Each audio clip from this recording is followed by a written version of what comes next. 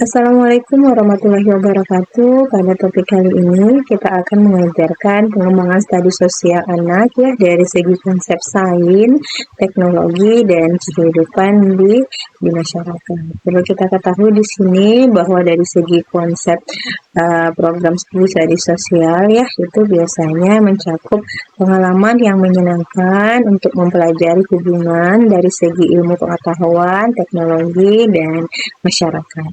Untuk relevansinya itu melalui pengembangan studi sosial anak. Biasanya nanti dipilah ya menjadi konsep sains, konsep teknologi maupun konsep yang berhubungan dengan kehidupan yang terjadi di masyarakat.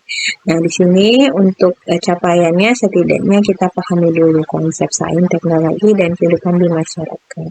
Nah, untuk sains dalam kehidupan sehari-hari gitu ya. Jadi kita sering lihat nih peran sains itu untuk apa gitu kan.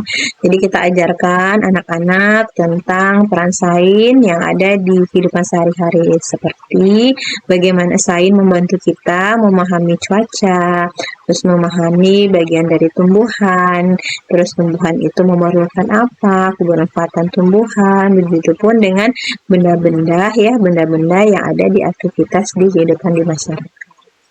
Untuk eksperimen sederhana, biasanya kita selenggarakan eksperimen sains sederhana yang dapat melibatkan anak-anak secara langsung, seperti setidaknya mengenai percobaan tentang magnet, percobaan tentang air, percobaan tentang tumbuhan. Hal ini akan membantu anak dalam memahami konsep sains dengan cara yang lebih menyenangkan, gitu ya. Ada aktivitas dengan menggunakan buku. Buku bisa kita edukasikan untuk memahami konsep sains dan teknologi dalam memperkenalkan konsep kepada anak gitu ya. Terus melalui cerita ilmuwan dan penemuan mengenai aktivitas di sains ini.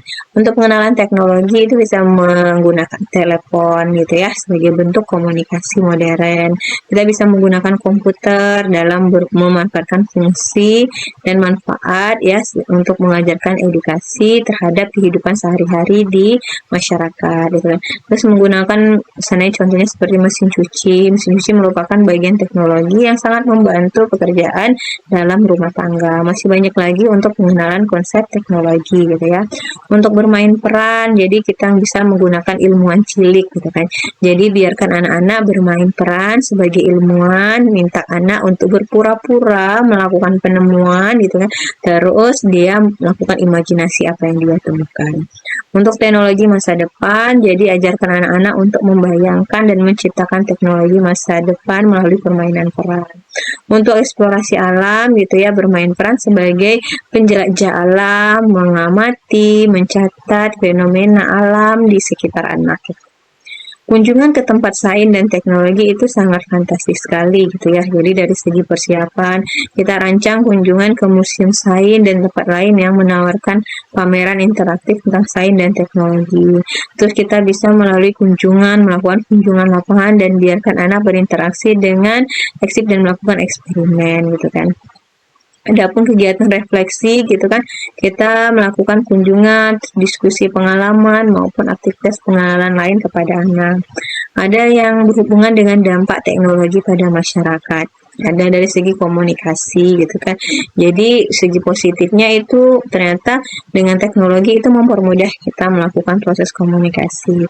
Untuk aktivitas kesehatan juga, jadi dengan kecanggihan alat kesehatan itu membantu dunia medis dan lebih banyak kebermanfaatannya dari segi dunia kesehatan. Begitupun juga dengan pendidikan. Pendidikannya juga lebih bermanfaat lagi karena bisa memberikan berbagai macam informasi dan pembelajaran lebih luas gitu ya.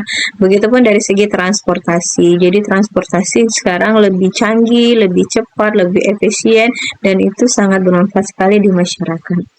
Berbicara mengenai keberlanjutan itu kita pengenalan dulu konsep gitu ya, kita ajarkan tentang pentingnya teknologi berkelanjutan, kemudian contoh teknologi ramah lingkungan, jadi kita tunjukkan contoh teknologi yang membantu di lingkungan. Mengenai aksi kecil, jadi kita dorong anak-anak untuk melakukan aksi kecil di sehari-hari. Begitupun refleksi dan diskusi, kita bahas bagaimana teknologi dapat menjaga menjaga lingkungan alam.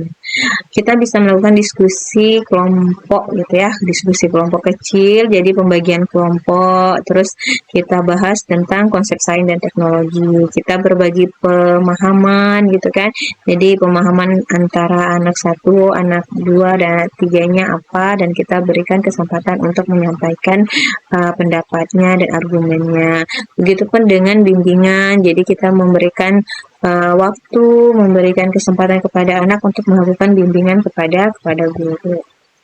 Nah, untuk aktivitas kreatif itu bisa membuat pesawat kertas ya, bisa membuat miniatur sistem tata surya, atau bisa membuat poster teknologi. Adapun contoh konkret setidaknya yang bisa kita gunakan itu kita bisa menanam benih tanaman, kita memperhatikan bagaimana tanaman itu tumbuh ya dari segi konsep sains. Kemudian kita menggunakan telepon untuk berbicara pada teman maupun keluarga dari segi konsep teknologi. Begitupun dengan permainan dengan teman-teman di taman ya, ataupun di sekolah, itu merupakan bagian dari kehidupan yang ada di masyarakat. Perlu kita ketahui ya bahwa yang namanya sains itu biasanya cara kita memahami dunia di sekitar. Jadi kita menggunakan sains, memperhatikan, menyelidiki gitu kan mengenai apa yang sedang berlangsung dengan aktivitas sehari-hari ini. Begitupun dengan teknologi, ada yang berhubungan dengan tentang alat-alat, perangkat yang dibuat oleh manusia untuk membantu kita untuk melakukan pekerjaan maupun aktivitas bermain gitu ya. Jadi ada contohnya seperti komputer, telepon, televisi, dan mainan yang menggunakan listrik. Begitupun dengan kehidupan masyarakat. Kehidupan masyarakat berarti di sini bagaimana kita hidup bersama sebagai kelompok masyarakat. Jadi masyarakat itu kan merupakan banyak orang ya yang tinggal di tempat yang sama, kemudian melakukan interaksi satu sama lain dan melakukan hidup secara bersama-sama. Otomatis di situ kita harus menjalankan kehidupan yang ada di masyarakat gitu kan. Demikianlah topik kita pada kali ini. Wassalamualaikum warahmatullahi wabarakatuh.